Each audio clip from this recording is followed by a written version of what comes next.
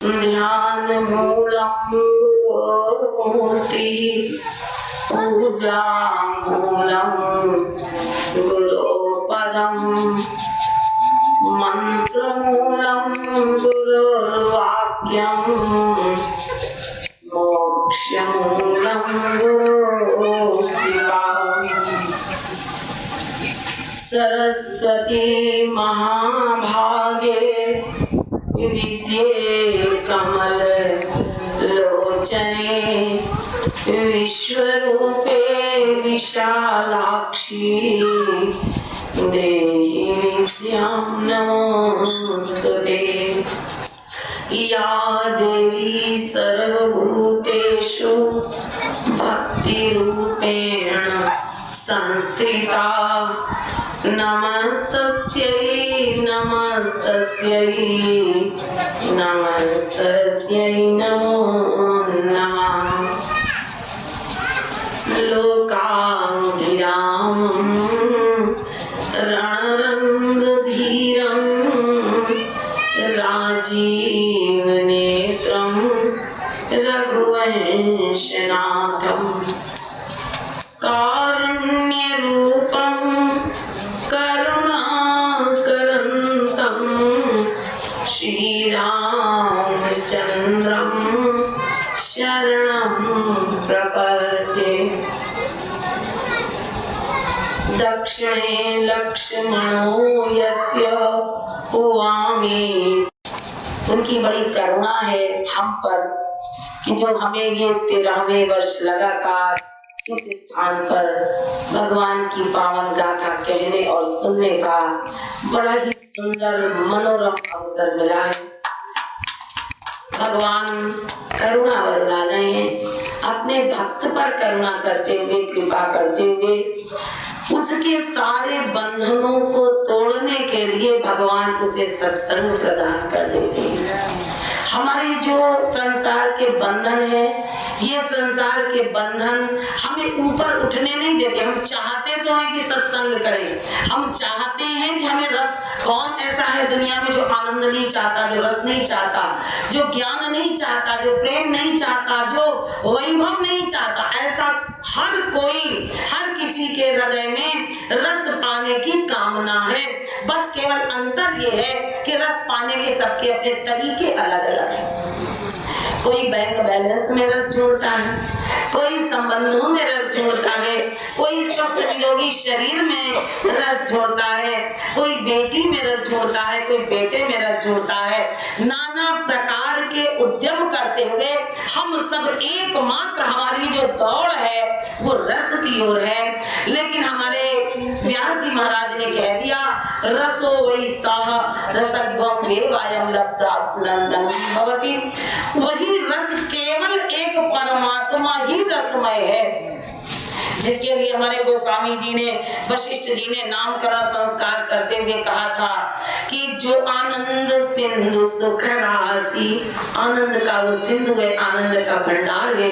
और सी करते त्रैलोक्य सुपासी, जिनके मात्र एक बिंदु से, जिस आनंद की सिंधु के एक बिंदु से सारा जीवन आनंदमय हो जाता है, सारा जीवन प्रेममय हो जाता है, सारा जीवन रसमय हो जाता है।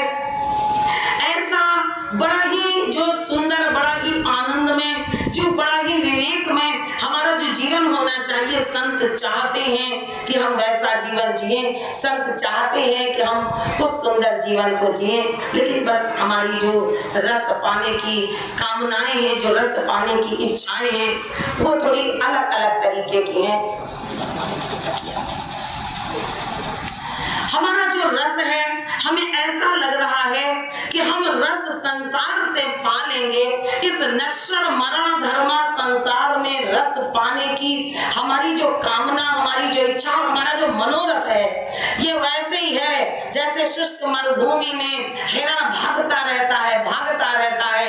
उसे लगता है आगे जो बालू चमक रही है, यहाँ जल है, यहाँ जल है।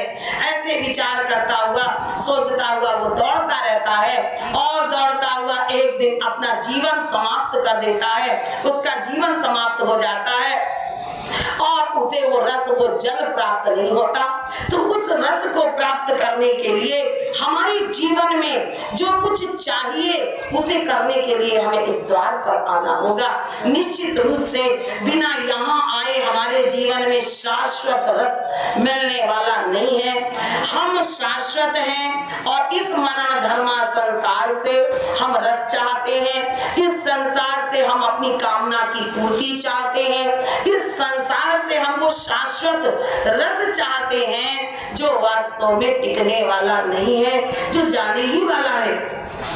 तो भगवान हमारे हैं, हम भगवान के हैं। जब से सृष्टि, ये आदि सृष्टि उपजी, जब से सृष्टि का उद्भव हुआ है तब से हम हैं। और हमारे परमात्मा तो अनंत काल से हैं। जब वो चाहते हैं कि एक हो हम बहुत श्याम, मैं एक हूँ बहुत हो जाऊं, तब हम सब जीवों को अपने से अलग करके हमें एक शरीर प्रदान कर देते हैं। लेकिन हम जब ते जीव हरि ते बिल गान्यो और तब ते देह गेव निज जान्यो। जब से हमारा शरीर, जब से हमें परमात्मा ने अलग किया, तब से अपने अविवेक के कारण, अपने अज्ञान के कारण हम ये भूल गए कि वो भगवान ही एक शाश्वत रस देने में समर्थ है। इसे भूल करके अपने जीवन को हमने नश्वर मरण धर्मा संसार से सुखी करने का जो सपना देखा, उसके कारण जीवन में निरंतर दुखों को उपलब्ध करते हुए और दुखों की चाह और दुखों को पाते हुए हम जितना हम सुलझने की कोशिश करते हैं, संत कह रहे हैं छूटना अधिक अधिक आरुझाई। ये जो ग्रंथि है, जो जीव हृदय तम मोह विशेषी, जीव के हृदय में तम है, अंधकार है, वहां पर जो जड़ चेतन ही ग्रंथि पड़ी गई। जड़ और चेतन की जो ग्रंथि पड़ी हुई है, यद्यपि मृषा छूटत कठिन ही, ये यद्यपि मृषा है ग्रंथि, लेकिन इसको छूटना बड़ा ही कठिन है। क्योंकि हम कहीं न कहीं फंसे बैठे हैं, कहीं न कहीं उलझे बैठे हैं, कहीं न कहीं कोई न कोई चीजें ऐसी हैं इस मरण धर्मा संसार की जिनमें हम उलझे हुए हैं और उस शाश्वत रस को पाने में असमर्थ हैं। हम बहुत, और कभी कभी हम थोड़ा समझदार होते हैं, पूजा पाठ करते हैं, कभी हम नाम जप करते हैं, कभी हम मंदिर जाते हैं, कीर्तन, बहुत कुछ करते हैं, लेकिन ये सारे पदार्थ तब तक केवल क्रिया हैं। ये सारी चीजें तब तक केवल क्रिया हैं जब तक इसमें प्रेम का रस नहीं आ जाता। जैसे हम जब हम घर से लेकर के आते हैं, कभी लड्डू लाते हैं, कभी बताशे लाते हैं, कभी दहिया लाते हैं, कभी पेड़े लाते हैं, बहुत सारी चीजें हम लेकर के आते हैं और यहाँ चढ़ाते हैं, उसमें तुलसी दल लग जाता है, उसका भोग लग जाता है और उसका नाम बदल जाता है, उसका नाम तुरंत बदल जाता है। फिर कोई नहीं कहता हमें लगिया चाहिए, फिर सब कहते हैं हमें प्रसाद चाहिए। माने ये प्रसाद बन गया। कब प्रसाद बना? जब इसमें प्रेम का तुलसी दल पड़ गया। हमारी सारी क्रियाएं, चाहे हम भजन करें, कीर्तन करें, नाम जप करें, मंदिर जाए, सब कुछ उठा पटक करना हमारा तब तक सार्थक नहीं है जब तक प्रेम का तुलसी दल इसमें डाला नहीं जाता। मिलहि न रघुपति अबिनु अनुरागा, अकिए कोटि जप जोग विरागा।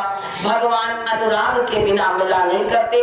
और ये जो भगवान की कथा है, जो भगवान का ये रसमयी, जो आनंदमयी भगवान की गाथा है, ये भगवान की रसमयी आनंदमयी गाथा हमें आनंद देने में, सुख देने में, रस देने में समर्थ होगी जब हम प्रेम भाव से जेहि कथा ही स्नेह समेता और कहीं सुनी है समुझी सचेता, हुई है राम चरण अनुरागी और कलिमल रहित।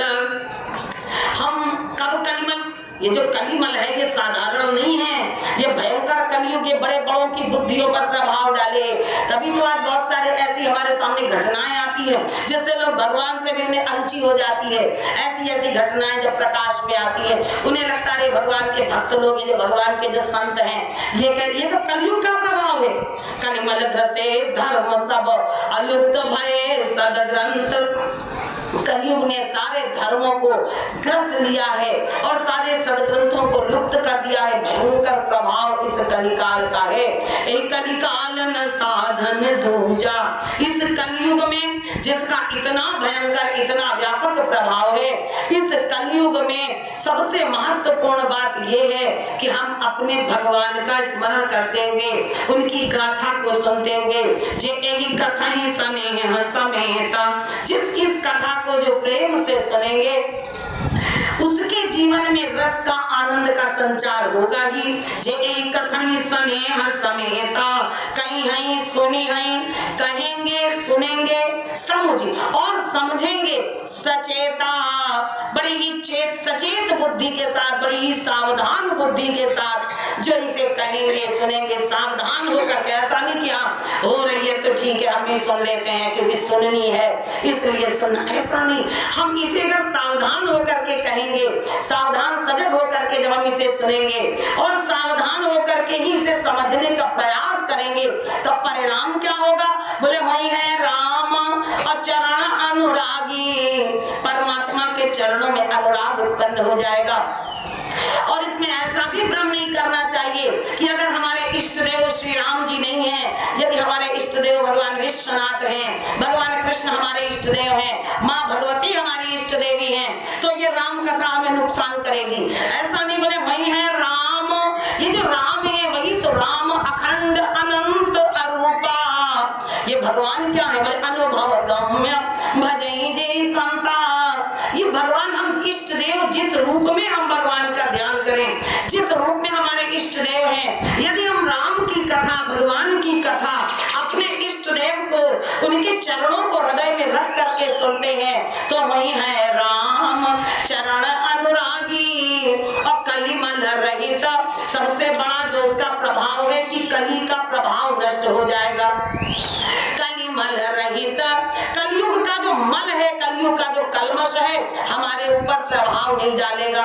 भैया कुछ चीजें तो ऐसी होती हैं, जब बच्चा एग्जाम देने के लिए जाता है तो कुछ सामान्य टिप्स उसे उसके टीचर्स बता देते, पेपर देने में ये ध्यान रखना वो ध्यान रखना। तो पेपर चाहे भूगोल का हो, चाहे इतिहास का हो, चाहे बायो का हो, चाहे फिजिक्स का हो, चाहे मैथ्स का हो, उसमें कुछ चीजें तो ध्यान रखनी ही पड़ती हैं। ये जो भगवान राम की गाथा है ये वही टिप्स हैं कि इष्ट देव के चरणों में अनुराग किया कैसे जाए।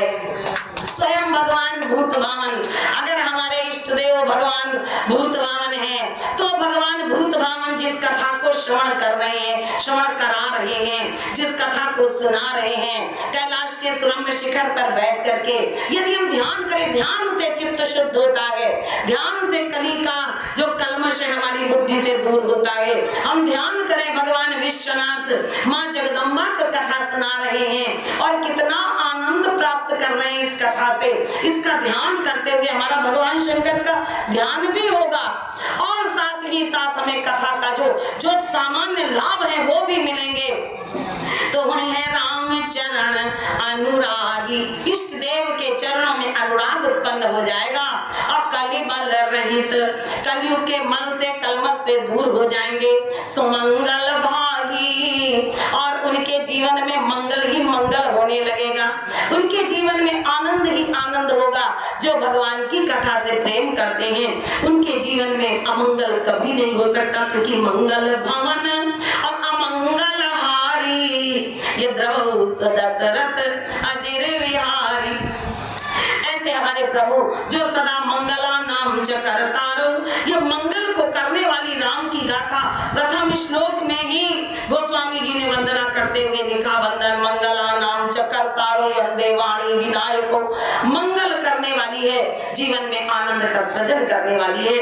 ऐसी भगवान की बड़ी ही पावन गाथा, भगवान के बड़े ही दिव्य निर्मल चरित्र, परमात्मा की बड़ी ही रसमयी प्रेममयी जो गाथा है उसका श्रवण करते हुए हम अपने जीवन को धन्य करें। तो आइए हम भगवान की बड़ी ही पावन गाथा में प्रवेश करते हैं। भगवान श्री राघवेंद्र सरकार ने धनुष को तोड़ा, धनुष को तोड़ करके सीता जी से विवाह किया और उसके पश्चात राम जी विदा होकर के महाराज जनक के द्वारा लौट करके मिथिला में आए और मिथिला में बड़ा लौट करके जन मिथिला से अयोध्या में आए और अयोध्या में बड़ा ही आनंद मनाया जा रहा है, आनंद मंगल है, अयोध्या में उत्सव और उल्लास मनाया जा रहा है।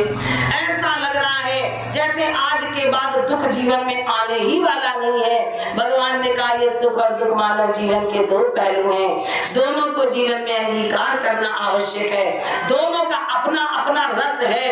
अगर जीवन में दुख ना हो तो फिर सुख की सारी महिमा समाप्त हो जाएगी, सुख का सारा महत्व समाप्त हो जाएगा। इसलिए दुख का भी अपना महत्व है, कष्ट की भी अपनी एक महिमा है, उसका भी अपना एक स्थान है। तो आज भगवान विचार कर रहे हैं, ऐसा लग रहा अयोध्या में सुकृत मेघ बरसहि सुख बारी, ऐसा लग रहा है सबके पुण्य अयोध्या में आज मेघ बन करके और सुख रूपी वर्षा कर रहे हैं। एक समय सब सहित समाजा और राजसभा रघुराज विराजा, एक समय सभी के साथ राजसभा में श्री राम जी विराजमान हैं। राय सुभाय मुकुर कर लीन्हा, अवदन बिलोकी मुकुट सम कीन्हा, शमन समीप भय सित केसा, अमन जरठपन अस उपदेशा, नृप जुबराज राम कहूँ देहु। महाराज चक्रवर्ती जी ने आज अपने हाथों में दर्पण लिया और अपने मुकुट में देख करके अपने मुकुट को ठीक किया, लेकिन मुकुट आज टेढ़ा हो गया है और बार बार टेढ़ा हो रहा है, मानो संकेत दे रहा है कि ये संसार के धंधे अब उलझे तेरे धंधे, जो उलझे तेरे धंधे तुझसे नहीं सुलझे। तो संत कहते भगवान के इंसाफ पर तू छोड़ दे बंदे, वो सबका मददगार है खुद आप करेगा, और जो तू नहीं कर पाया वो भगवान करेगा। आना है तो आ राह में कुछ देर नहीं है, अब भगवान के घर देर है अंधेर नहीं है। हम बहुत सारे जोड़ तोड़ गणित समीकरण करते रहते हैं, हमें पता है आज तक कई जन्मों से हम ये गणित करते रहे, लेकिन आज तक ये सवाल हमारा हल हुआ नहीं, जीवन की सारी समस्याओं का समाधान आज तक हुआ नहीं और आगे होने वाला नहीं है। फिर भी हम इन सारी समस्याओं के समाधान करने का हम प्रयास करते रहते हैं। तो संत कह रहे हैं जब समस्या ऐसी हो कि हमें लग रहा है कि नहीं हो सकता समाधान इसका, तो छोड़ देना चाहिए। भगवान की इच्छा पर हम काम को करने में सावधान रहें, लेकिन उसका जो परिणाम है उसे पाने के लिए सदा तैयार है, करने में सावधान और होने में प्रसन्न। जो हो रहा है प्रभु कृपा से हो रहा है, लेकिन इसका मतलब ये नहीं कि करने में भी असावधानी करें। परमात्मा की कृपा से हमें अपने जीवन का जो भार है सौंप दिया इस जीवन का, सब भार तुम्हारे हाथों में। जल्दी से जल्दी प्रयास करना चाहिए। तो महाराज दशरथ आज अपने मुकुट को बार बार सीधा करते हैं, लेकिन वो मुकुट सीधा होने का नाम नहीं ले रहा। और उसी समय महाराज की दृष्टि पड़ी कि श्रवण समीप अभय सित केसा, अमन जरठपन, मानो वृद्धावस्था आ गई है और वृद्धावस्था ऐसा उपदेश दे रही है। ऐसा उपदेशा, ये वृद्धावस्था में उपदेश क्या दे रही है कि नृपजुबराज और राम कहाँ देवो। अब अपने जीवन का सारा भार अपने इष्ट देव के चरणों में समर्पित कर दो। हमसे नहीं हो रहा है इसका मतलब है हमारे जीवन का सारा भार भगवान लेना चाहते हैं। भगवान कहते तू मेरा काम कर तो मैं तेरा काम करूंगा, और जब तू अपने काम करने में खुद ही लगा है तो ठीक है। अपने भाग्य कितने हमारे सामने ऐसे उदाहरण हैं इतिहास में भरे पड़े हैं कि जब भक्तों ने भगवान का काम किया, जब वो सब कुछ छोड़ करके भगवान के कार्य में लग गए। भगवान नरसिंह मेहता के घर में, बेटी के घर में भात भरने के लिए उनकी बेटी का लेकर के सारा कुछ गए थे। हमारे प्रभु तो बड़े दयालु हैं, बड़े ही कोमल चित्त, दीननि परदाया, भगवान कोमल चित्त वाले हैं, बड़े ही सुकोमल चित्त चरित्र वाले हैं। ऐसे प्रभु हमारा बोझ सहन करने के लिए तैयार है।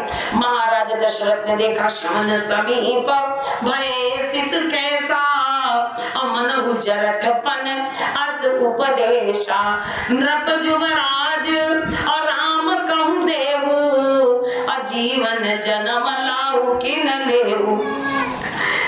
राजा अपने जीवन का सारा जो भार है, ऐसा लग रहा उनका मन, उनका हृदय बोल रहा है अब आप राम जी को समर्पित कर दो। अजीवन जन्म लाओ कि न लेहु, अपने जीवन का इस मानव जन्म का पूरा पूरा लाभ ले लो। महाराज दशरथ ने मन ही मन विचार किया और संध्या के समय गुरुदेव के चरणों में जाकर के प्रणाम किया। महाराज, यदि आपको उचित लगे, यदि आपको ये विचार ठीक लगे तो महाराज अब मुझे लग रहा है कि मैं राम का राज्याभिषेक कर दूं, राम को युवराज पद पर अभिषिक्त कर दूं। महाराज दशरथ ने कहा, बड़ी सुंदर बात तुमने सोची है राजन, राहुल नाम जस अभिमत फल दातार। तुम्हारा तो नाम ही अभिमत फलों को देने वाला है, जैसा चाहते हो वैसा जीवन में हो जाता है, इसलिए जल्दी से जल्दी ये काम करो। गुरुदेव से पूछा, महाराज मुहूर्त विचारेंगे आप, कब मुझे राम जी का राज्याभिषेक करना चाहिए? गुरुदेव ने कहा, बेगी विलंब न करिए नृप, देर न कीजिए, तुरंत कर डालिए, बेगी विलंब न करिए नृप।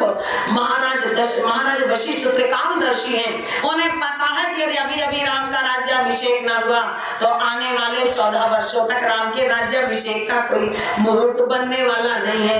इसलिए गुरुदेव ने कहा, बेगी विलंब न करिए नृप और साजिए सबुई समाज।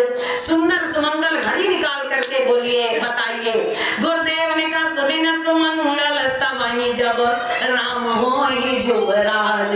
संत कहते हैं गोल मोल मुहूर्त निकाल करके रख दिया गुरुदेव ने कि सुदिन सुमंगल तब ही जब राम होई युवराज।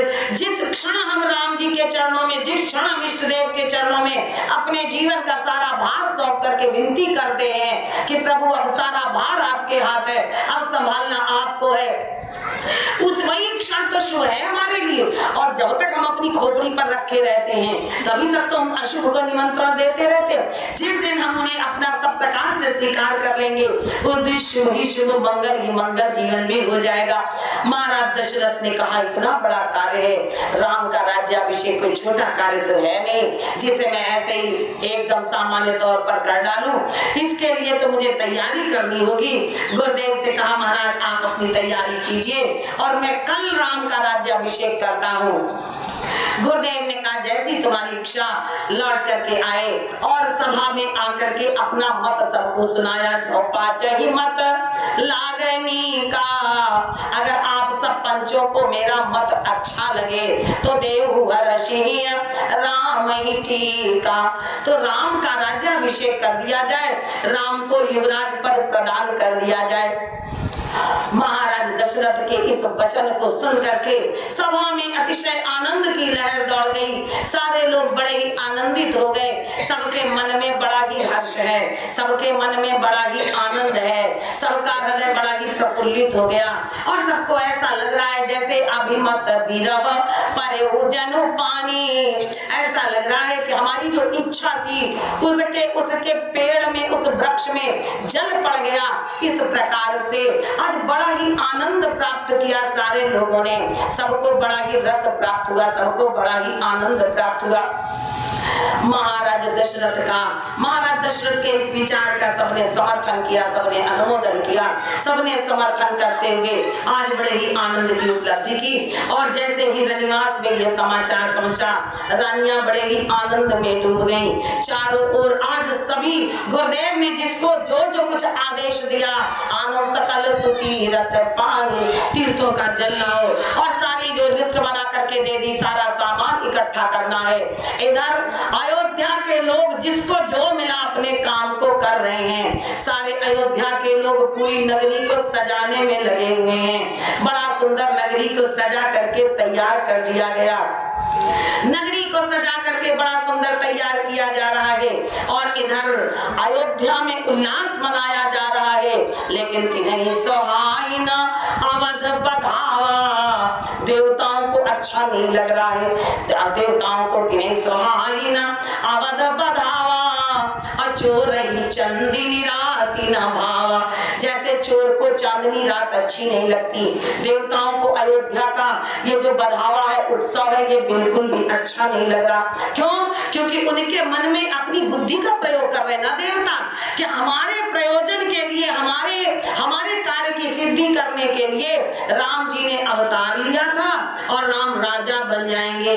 जब राजा बन जाएंगे तो सुखी हो जाएंगे और हमारा जो कार्य है वो अधूरा रह जाएगा, हमारे कार्य की ओर इनकी दृष्टि नहीं जाएगी। इस प्रकार से विचार कर रहे हैं, इस प्रकार से देवता विचार कर रहे हैं। और शारद बोली, अब करें क्या? शारदा को बुलाया जो बुद्धि की अधिष्ठात्री देवी हैं। शारद बोली विनय सुर करही, बारह बार पाए लय परही। बार बार शारदा माता के चरणों में प्रणाम कर रहे हैं। हे देवी, हमारी विपत्ति देखो और हमारी विपत्ति देख करके आप कुछ मेरी सहायता करने का प्रयास करो। श्री सुर विनय ठाड़ी पछताती। देवताओं की विनती सुनकर के शारदा पछता रही और कह रही तुम्हारे ऊपर कौन सी विपत्ति आ गई?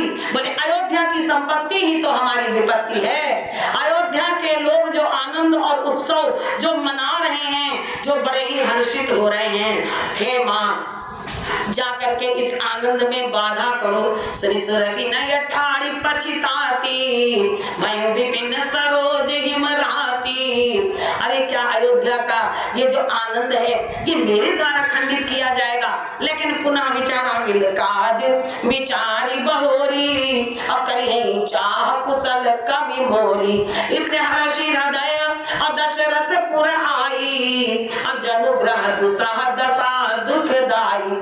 मानो बड़ी ही दुख देने वाली जो शनि राहु केतु की दशा है, अवध 7.5 अयोध्या में 7.5 की दशा आ गई इस शारदा के माध्यम से।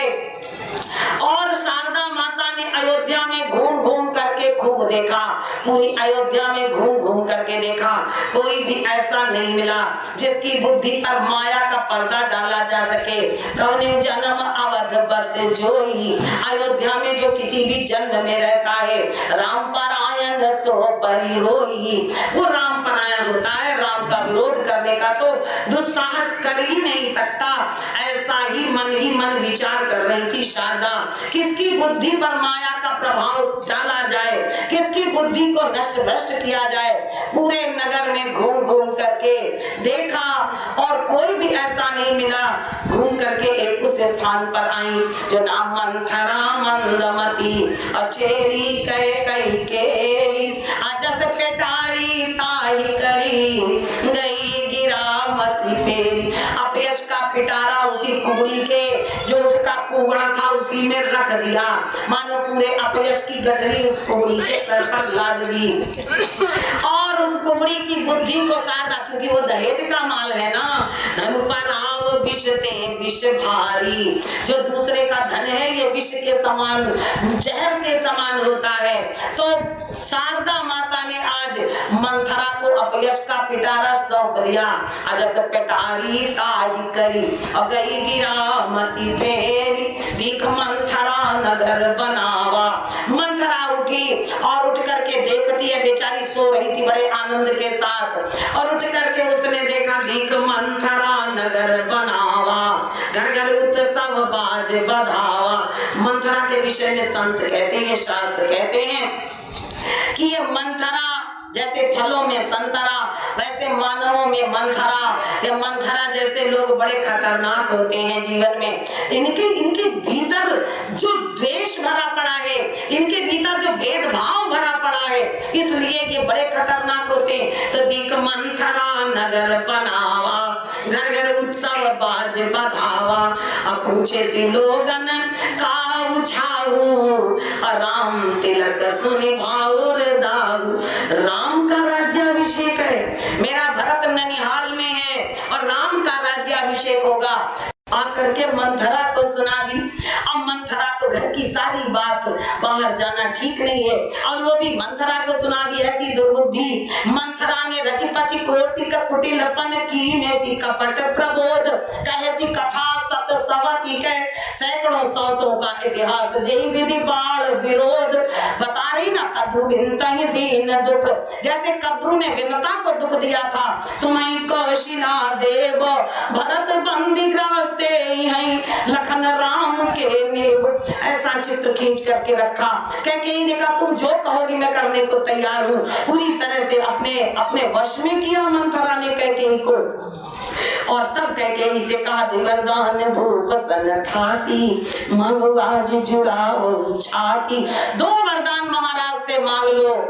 और जब 2 वरदानों की बात कही मंथरा ने कहा सुतई राज और राम ही बनवासु। अपने पुत्र को राज्य मांग लो, राम के लिए वनवास मांग लो। कैकेयी ने कहा मुझे भी याद आ गया, एक वरदान से काम चल जाएगा। जब मेरा पाणी ग्रहण संस्कार हुआ था तो मेरे पिताजी ने महाराज से वचन लिया था कि मेरा ही पुत्र राजा बनेगा, जिसको मैं जन्म दूंगी, चाहे वो छोटा हो चाहे बड़ा, वही एक ही वरदान से काम बनेगा। मंथरा ने कहा उसमें आनंद नहीं आएगा। सुतहि राज पुत्र को राजा बनाओ, लेकिन राम ही बनवासु। राम का वनवास नहीं होगा तब तक क्यों, इसमें क्या आनंद आएगा? राम बहुत कोमल है। मंथरा ने कहा अभी सोच लो, अभी मेरा जो गुरु मंत्र है मेरे पास है, इसलिए अभी सोच लो। अगर तुम्हें राम पर बड़ा तरस आ रहा है तो फिर नौकरानी बन करके जीवन जीने के लिए तैयार हो जाओ। देहु लेहु सब सवती हुलासु। अपनी सौत कौशल्या का सारा जो आनंद है, सारा जो उनके जीवन का जो सारा उत्साह है, वो सारा उत्साह छीन लो तो ही आनंद आएगा। केवल भरत के राजा बनने से काम चलने वाला नहीं है। कैकेयी ने मन में विचार किया कि राम बहुत कोमल है, कैसे वन को जाएगा।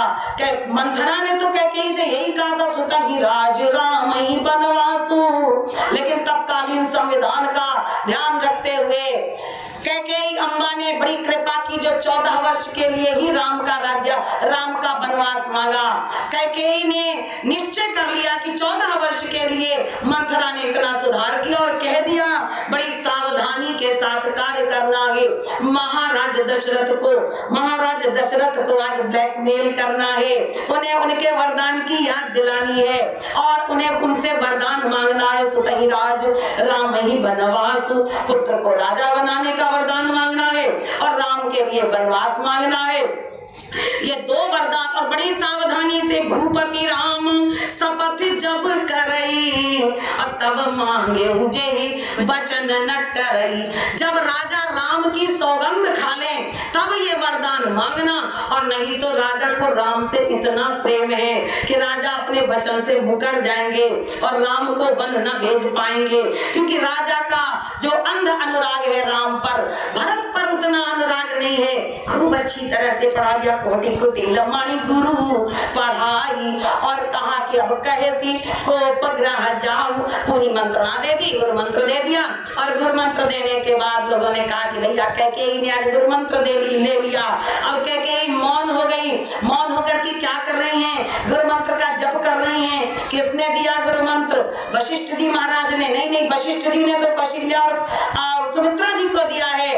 मंथरा से गुरु मंत्र लिया है आज कैकेयी ने, और मौन होकर के गुरु मंत्र का जप कर रही हैं। कौन सा गुरु मंत्र है? संत कहते हैं गुरु मंत्र दे दिया, अपना अपना होता है, पराया पराया होता है। भरत अपने हैं, राम पराए हैं। अब तुम्हारा पुत्र तुम्हारा है, कौशल्या पराई है, कौशल्या तुम्हारी सौत है। बड़ा सुंदर उपदेश, ऐसा सुंदर उपदेश दे दिया आज कैकेयी को। मौन होकर के कैकेयी उस मंत्र का जप कर रही हैं, और कैकेयी मंथरा की आज्ञा के अनुसार कोप भवन की ओर कैकेयी ने प्रस्थान किया।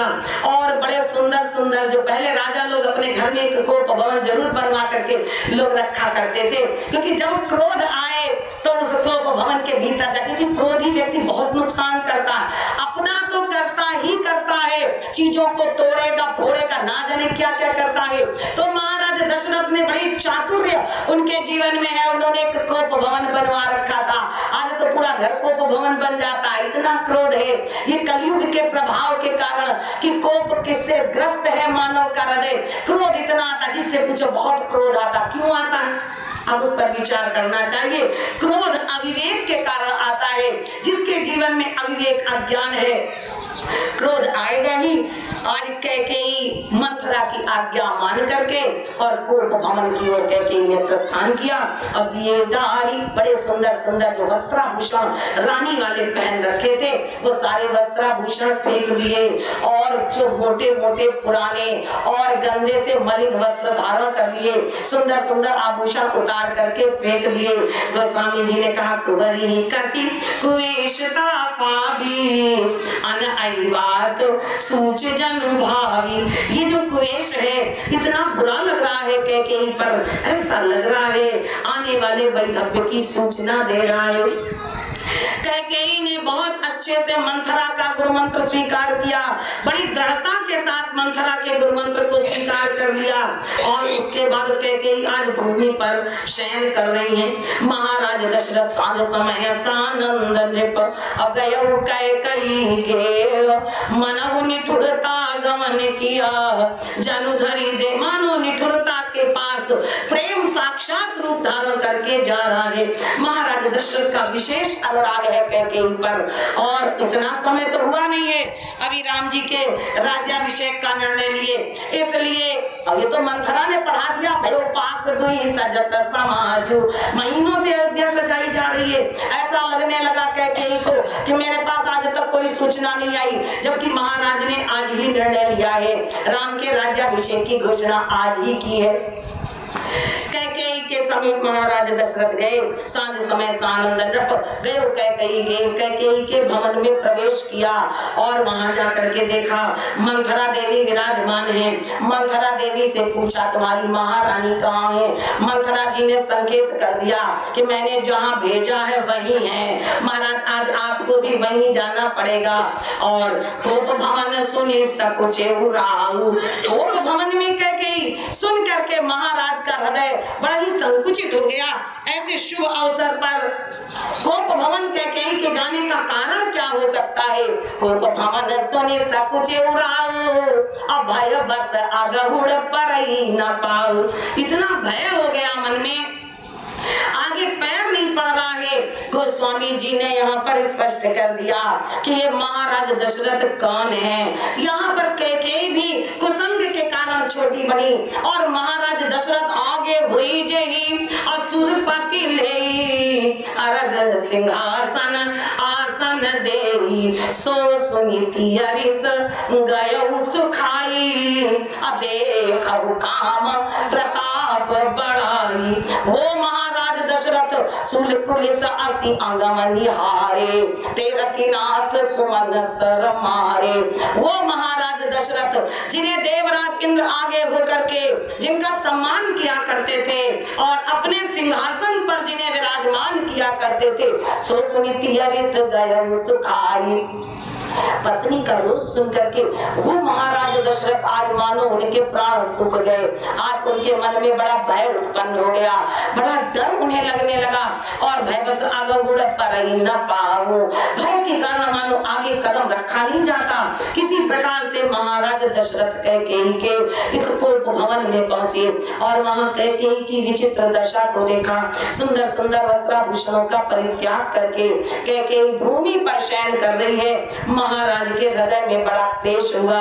महाराज ने कहा हे प्रिया अनहित प्रिया अतुर के ही कीन्हा के ही दुई सिर के ही जम चालीना अब कहू के ही रंग कहीं करूं नरेशु किस रंग को राजा बना दूं और कहू के ही नृपहि निकासों देशु किस राजा को नगर से देश निकाला दे दूं। मुझे बताओ क्या करना है, क्यों तुम इस प्रकार से असमय में तुम्हारे रूठने का कारण क्या है? असमय में तुम्हारा इस प्रकार से रुष्ट होने का, तुम्हारा इस प्रकार से ये कौतुक करने का कारण क्या मुझे समझ में नहीं आता। महाराज दशरथ ने जैसे ही कैकेयी को स्पर्श किया, कैकेयी के शरीर की जो कुसंग की करंट है उसने इतनी जोर का झटका मारा, महाराज दशरथ मानो उस झटके से सहम गए। ऐसा लग रहा है कि जैसे कोई सर्पिणी अपनी जीभ निकाल निकाल करके अपना शिकार करने की बात सोच रही हो। इस प्रकार महाराज दशरथ कैकेयी को देख करके आज उनका जो मनोबल है वो मानो हिल गया। और बार बार तुलसी नृपति भवितव्यता बस काम कौतुक लेखई। तुलसीदास जी कह रहे हैं भवितव्यता जैसी होनी है वैसे ही आज महाराज दशरथ ने इसे केवल काम कौतुक समझा, कैकेयी का केवल ये विलास समझा। इतनी बड़ी बात है ये महाराज दशरथ का जो बड़ा ही भोला भाला चित्त है वो नहीं समझ सका। महाराज दशरथ बार बार कैकेयी का स्पर्श करते हैं। अकेली हेतु रानी रिसानी पर सत पानीपति निवारई मानव सरोष भुवंग भामिनी विषंभाति निहारई। बड़ा आज कैकेयी का जो रोषपूर्ण जो आज कैकेयी का वेश है उसे देख करके महाराज दशरथ बार बार कैकेयी को बार बार कह राहु असमुखी सुलोचनी पित बचनी कारण मोहि सुनाओ गजगामिनी निज कोप कर। तुम्हारे क्रोध का रोष का कारण क्या है? तुम्हारे रोष का कारण कोई भी हो सकऊं तोर अरे अमर मारी। अगर तोरा तेरा जो शत्रु है कोई देवता भी है सकऊं तोर अरे अमर मारी। काह कीट बपुरे नर नारी। अयोध्या के नर नारी कौन से तो कीड़े मकोड़े हैं मेरे लिए। अगर देवता ने भी तेरा अपराध किया है तो मैं उसे भी मार करके आज उसे भी मार करके उसका काम समाप्त कर दूंगा, यमलोक पहुंचा दूंगा। तुझे क्या चाहिए? किस कारण से तुम रिसाई हो? लेकिन कैकेयी कुछ भी नहीं बोलती। वो उठा करके झटका दे रही है। केवल कुसुम की करंट दौड़ रही है कैकेयी के शरीर में, जिसके कारण महाराज दशरथ को बार बार झटका लग रहा है। लेकिन फिर भी ये करंट कितनी खतरनाक है महाराज को अभी इसका आभास नहीं हुआ। कैकेयी से बार बार कहते हुए महाराज अपने इसी आवेश में बोल गए कि मेरा जो प्रिया प्राण प्रिय सर्वस तोरे, मेरे पास जो कुछ भी है ये सब कुछ प्रिया सहज बस, ये सब कुछ तेरे ही वशीभूत है, ये सब कुछ तेरे ही अधीन है।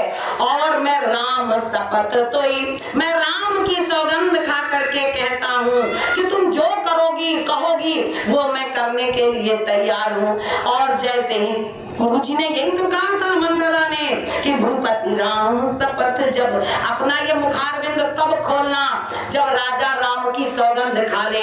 भूपति राम शपथ जब करई तब मांगे जही बचन न टरई। इसी की तो प्रतीक्षा कर रही थी कैकेयी और सब कुछ कैकेयी के अनुकूल होता चला गया विधाता के विधान से। महाराज ने आज राम शपथ में की न काहू, आज तक राम की सौगंध नहीं खाई, आज मेरे मुंह से राम की सौगंध भी निकल गई। कैकेयी हंस करके उठ करके बैठी, हंसी उठी मतिमंद, हंस करके उठ करके बैठ गई। महाराज ने कहा तुझे पता है आज कितना शुभ संवाद तुझे सुनाने आया हूँ, कितना सुंदर समाचार तुझे देने आया हूँ। कौन सा समाचार देने आए हैं? कहा भामिनी भयो तोर मन भावा घर घर नगर आनंद बधावा राम ही काली देव जुगराजो सजे सुलोचनी मंगल साजो। सुंदर सुंदर वस्त्राभूषणों को धारण करो। मैं राम का कल राज्याभिषेक करने जा रहा हूँ। तुमने पहले मुझे कहा था राम का राज्याभिषेक करने के लिए, तो मैं राम का राज्याभिषेक करने के लिए जा रहा हूँ, इसलिए तुझे बहुत सुंदर सुंदर वस्त्राभूषण आप धारण करने चाहिए। इस प्रकार महाराज दशरथ ने कैकेयी से कहा और कैकेयी ने इन वचनों को सुन करके कैकेयी के कानों में जैसे ही ये वचन पड़े, कैकेयी ने इन वचनों को सुना और ऐसा लगा कि जैसे पाके छत जन लाग अंगारो, जैसे पके हुए फोड़े पर अंगारा स्पर्श हो गया हो, ऐसा लगा। लेकिन ऐसे पीर भी हंसी ते ही गोई अचोर नारी जी में प्रगट न रोई। जैसे कोई चोर की स्त्री प्रकट होकर के रोए तो क्या रोए, किसी से कहे तो क्या कहे, इसी प्रकार से इस पीड़ा को भी कैकेयी ने हृदय में ही स्वीकार कर लिया, हृदय में ही बर्दाश्त कर लिया। अचोर नारी जी में प्रकट न रोई, प्रकट में अपने रोष को अपने दुख को व्यक्त नहीं किया। महाराज ने कहा मैं कल राम का राज्याभिषेक करने जा रहा हूँ। कैकेयी ने कहा वो तो आप बड़ा अच्छा करने जा रहे हैं। महाराज ने पूछा तुम्हारे रोष का कारण इस विषम समय में? कैकेयी ने कहा महाराज आपने देन कहे वरदान दुई अतई पावत संदेह। आपने मुझे 2 वरदान देने के लिए कहा था, उन दोनों वरदानों को भी पाते हुए मुझे संदेह लग रहा है कि आप मुझे वो दोनों वरदान देंगे या नहीं देंगे। राजा ने कहा, हे देवी तुम कैसी बातें करती हो, बिसर गया वो मोहे भोर स्वभाव, मेरा तो भोला स्वभाव है, इतने दिनों की बात है मैं भूल गया था। अरे दुई के चार मांगी मकुले हूँ, तुम 2 की जगह 4 वरदान मांग लो, लेकिन झूठा ही हमें दोष जनी देहू, झूठा मूठा हमें दोष मत दो, क्योंकि मेरा तो भोला वाला स्वभाव है। मैंने तुमसे तभी मांगने को कहा था। जानती हो कह के रघुकुल रीति और सदा चली आई, प्राण जाई पर वचन न जाई, प्राण चले जाए लेकिन वचन नहीं जाता, ये रघुकुल की मर्यादा है। रघुकुल में उत्पन्न हुए राजाओं ने इसके पहले शिव दधीचि हरिचंद्र नरेशा सहे धर्म हित कोटि कलेशा, इतने क्लेश सहन किए राजाओं ने, लेकिन धर्म के साथ समझौता नहीं किया। तुम जो कहोगी, तुम्हारा जो कुछ भी तुम्हारा आग्रह होगा मैं पूरा करूंगा। तुम के 4 मांगी मकुले हूँ, झूठे हमें दोष जने ले देहू, 2 के 4 मांग लो। कैकेयी ने कहा मुझे 4 और 6 नहीं चाहिए, केवल 2 ही चाहिए। महाराज लेकिन जरा सावधानी के साथ दीजिएगा। ऐसा लग रहा है गोस्वामी जी कह रहे हैं, भिल्लिनी जनु छाड़न चाहती बचन भयंकर बाज, मानो बाज पर अपने जो वन में जो किराती है, मानो वो बाज पर अपने बाणों से प्रहार करके उसका शिकार करना चाह रही है। शिकारिणी की तरह उठ करके कैकेयी बैठ गई और बड़े प्रेम से महाराज के सामने हाथ जोड़ करके कहा, सुनहु प्राणपति भावती जी का, देहु एक वर भरतहि टीका। हे प्राणपति तुमसे पहला वरदान तो मैं ये मांग रही हूँ कि देहु एक वर भरतहि टीका। पहले वरदान से भरत का राज्याभिषेक होना चाहिए, राम का राज्याभिषेक नहीं होना चाहिए। महाराज सुनकर के स्तब्ध हो गए, लेकिन फिर भी कोई बात नहीं, राम और भरत मेरे लिए बराबर हैं। और बोली दूसरा वर, ये कह के मंथरा नहीं बताया था, क्योंकि महाराज ऐसा न हो कहीं राम का वनवास सुनकर के मूर्छित हो जाए, दूसरा वरदान देने के योग्य ही ना रहे, इसलिए पहले भरत का टीका सुरक्षित कर लो और फिर राम को राज्याभिषेक, राम के वनवास की बात करना। तो कैकेयी ने वरदान मांगा, देहु एक वर भरतहि टीका, मांगू दूसर वर कर जोरी, पूर्वनाथ मनोरथ मोरी, तापस वेश और विशेष उदासी, 14 बरिस राम बनवासी। तपस्वी का वेश बना करके उदासी के साथ राम 14 वर्षों के लिए वन चले जाएं। महाराज दशरथ ने सुना तो मुंह खुला का खुला रह गया, समझ में नहीं आ रहा है कि कैकेयी बोल रही है या कोई और बोल रहा है। महाराज दशरथ के हृदय में आज बड़ा क्षोभ हो गया। महाराज दशरथ ने कहा, कैकेयी तुमने तो बार बार राम के राज्याभिषेक की बात की थी, कोई बात नहीं, राजा राम बने या भरत बने मुझे कोई अंतर नहीं पड़ता। मोरे राम भरत दुई आँखी, असत्य कहूं करी शंकर साखी। भगवान शंकर साक्षी हैं, राम और भरत मेरे 2 नेत्र हैं। राम राजा ना बने भरत बन जाए मुझे कोई परेशानी नहीं है, लेकिन पर दूसर असमंजस मांगा। तुमने जो दूसरा वरदान मांगा है कैकेयी, इस पर एक बार पुनर्विचार कर लो। जो दूसरा वरदान तुमने मांगा है सोच समझ करके नहीं मांगा। कैकेयी ने कहा, महाराज अगर देने की सामर्थ्य नहीं थी तो सत्य सारा ही कहे ऊपर देना, जाने मांगी मेरी चबेना, शिव दधीचि बलि जो कछु भाखा, तनु धनु तजेऊ वचन पन राखा। आज कैकेयी के वचनों में कठोरता आती चली जा रही है। आपने शिव दधीचि हरिश्चंद्र जैसे नरेशों का जो उदाहरण दिया, उन्होंने जो कुछ भी कहा उसे किया। तनु धनु तजेऊ, धन भी छोड़ा शरीर भी छोड़ा, तो अगर आपको शरीर भी छोड़ना है तो आप छोड़ दो, लेकिन मेरे वचनों का पालन आपको करना होगा। कैकेयी के कठोर वचनों को सुन करके महाराज दशरथ को विश्वास नहीं हो रहा है। कैकेयी को आज महाराज दशरथ हाथ जोड़ करके विनती कर रहे हैं, हे देवी ऐसा तुमने आज तक बार बार मुझसे राम के राज्याभिषेक की बात की थी, इसलिए मैंने वह सब कीन तो ही बिनु पूछे अते ही ते परे मनोरथ छूछे। अगर तुम्हें ऐसा कुछ संदेह है कि कौशल्या ने मुझे कुछ कहा है, तो कौशल्या ने मुझे कुछ नहीं समझाया, कह के ही मेरी बात पर विश्वास करो। इस कुल में सदा से सत्य की परंपरा रही है, मैं सत्य कहता हूँ। कौशल्या ने मुझे कुछ भी नहीं कहा है, बस मैं सब कीन तो ही बिनु पूछे ते परे मनोरथ छूछे। गही पद विनय कीन बैठारी। महाराज दशरथ ने आज कैकेयी के पैरों को पकड़ लिया। महाराज दशरथ कैकेयी के पैरों को पकड़ करके उसके पैरों में प्रणाम कर रहे हैं। कैसी निष्ठुर हो गई। धन्य है कुसंग का ये प्रभाव, कितना विकराल होता है। इतनी निष्ठुर हो गई कैकेयी, महाराज पैरों में गिर करके अनुरोध कर रहे हैं, कैकेयी बस दूसरे वरदान पर विचार कर लो। जो देखूं अब नयन भरी और भरत राज अभिषेक। मेरे प्राणों पर इतनी दया कर लो कैकेयी, तेरा सौभाग्य नहीं रह जाएगा। अगर तुझे यही करना था तो मुझे युद्ध भूमि में वीर गति क्यों नहीं प्राप्त करने दी। इस वरदान से तो मेरी युद्ध भूमि में वीर गति ज्यादा अच्छी थी। मैं कम से कम सुख पूर्वक शांति पूर्वक मर करके अमर पद प्राप्त करता। आज तो तूने मुझे कहीं का नहीं छोड़ा। कैकेयी मांगो माथ अब ही देऊं तो ही, लेकिन राम की राजनी मारे सी मोही। मेरा मस्तक मांग लो, मेरे प्राण मांग लो, अपनी तलवार से अपना मस्तक काट करके तेरे चरणों में समर्पित कर दूं कैकेयी। लेकिन राम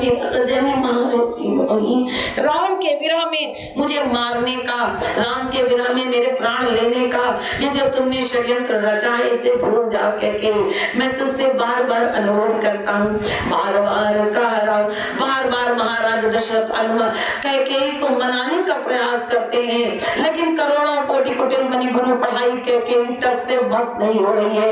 इतनी कठोर हो गई आज कैकेयी, और कैकेयी ने ऐसी कठोर वचनों का प्रयोग किया कि महाराज दशरथ का भोला हृदय हाथ विदीर्ण हो गया। कैकेयी कह रही है, जो सुनी सर असलाग तुम्हारे तो काहे न बोलहु वचन विचारे। मैंने जो वरदान मांगा, अगर आपको इतना कष्ट हुआ मेरी बात से, तो सोच विचार करके आपने क्यों नहीं मुझे वरदान देने की बात कही।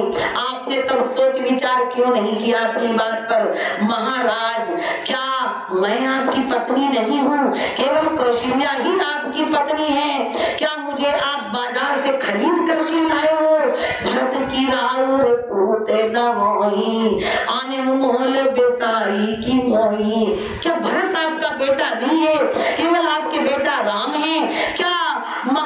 क्या कौशल्या ही केवल आपकी पत्नी है? मैं आपकी प्रिया नहीं हूँ क्या? मेरा कोई अधिकार नहीं है? जस कौशल्या मोर भलता का असतस फल उन्हें देहु करी साका। जैसा कौशल्या ने मेरा भला सोचा है, सगुण साकार रूप में उन्हें वही फल मैं देना चाहती हूँ। महाराज दशरथ बार बार कह रहे हैं, मुझे कौशल्या ने कुछ नहीं कहा, ये तुम्हारा भ्रम है कैकेयी। बस मेरे प्राणों पर इतनी कृपा कर दो कि प्रातः काल होते होते मैं दूतों को भेजूंगा और आने भरत ही बेगी बुलाई। भरत को लेकर के आए और तुरंत मैं राम की जगह भरत का राज्याभिषेक कर दूंगा। लेकिन दूसरे वर पर विचार करो। बार बार कहने के बाद भी कैकेयी कठोर से कठोर तक उत्तर देती जा रही है। महाराज दशरथ ने हाथ जोड़ दिए, जो तू आहसी तू चाहे जो है, अब आंखी होते उठी बैठी जाए। मुझे पता लग गया है कि लागो तो ही पिशाच जिनी कालू कहावत मोर। तू वो कैकेयी नहीं है। एक साधारण स्त्री को भी अपने पति के प्राणों से मोह होता है, लेकिन तुझे मैं बार बार कह रहा हूँ कि मैं राम के बिना जी न पाऊंगा, और तुझे मेरे प्राणों पर भी तरस नहीं आ रहा है। तू जो भी है मुझे पता है, मेरा काल कहलाने वाला पिशाच तुझे लग गया है और वही तुझसे ऐसे कठोर बातें करा रहा है। अब मेरी आंखों के सामने से उठ करके दूसरी जगह चली जा। और इसके बाद अब जनी आज के बाद मेरे से कुछ मत जब लगी जियाऊं, मैं जब तक जीवित हूँ, क्योंकि मैं राम के बिना में जी नहीं सकूंगा अधिक समय तक, तो जब लगी जियाऊं कहूं कर जोरी, और तब लगी जनी का चुका हसी बहोरी, फिर पछितई है सी अंत अभागी, हमारे सी गाय नहारू लागी। तू जो कर रही है इसके लिए तुझे पछताना पड़ेगा।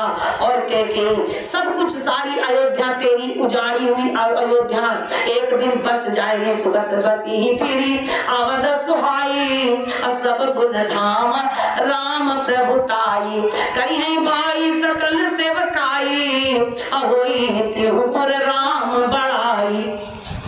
सारी अयोध्या फिर से उजड़ी हुई अयोध्या बस जाएगी, लेकिन दो चीजें नहीं मिटेंगी, तोर कलंक अमोर पछताऊ, मुयऊ न मिटी न जाई काऊ।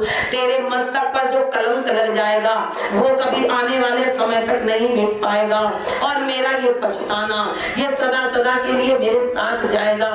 मैंने भूल करके जो तेरे ऊपर विश्वास कर लिया, कौने अवसर का भयो अगयो नारी विश्वास, जोग सिद्धि फल समय जिमी, जति अविद्या नाश। योग की सिद्धि का फल का समय आने पर योगी की यति की जो विद्या है उसका विनाश हो गया, मैंने फल मिलने के परिणाम मिलने के समय विद्या नष्ट हो गई है। कैसा दुर्भाग्य है मेरा, अब तू मेरी आंखों के सामने से चली जा। महाराज दशरथ रात भर भूमि पर पड़े हैं, कभी मूर्छित हो जाते हैं, कभी पुनः चेतना लौटती है, तो भगवान